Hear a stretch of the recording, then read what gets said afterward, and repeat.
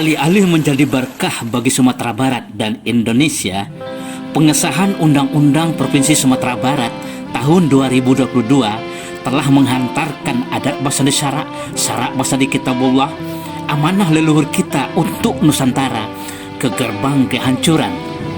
Pasal 5 huruf C Undang-Undang tersebut tidak hanya telah menurunkan derajat ABSSBK yang sudah berada pada posisi terhormat dalam tatanan kehidupan berbangsa dan bernegara, tapi juga memposisikan adat Nasabana adat Basandi Syarak Basandi Kitabullah tunduk kepada adat selingkah negari yang hanya mengatur urusan adat istiadat.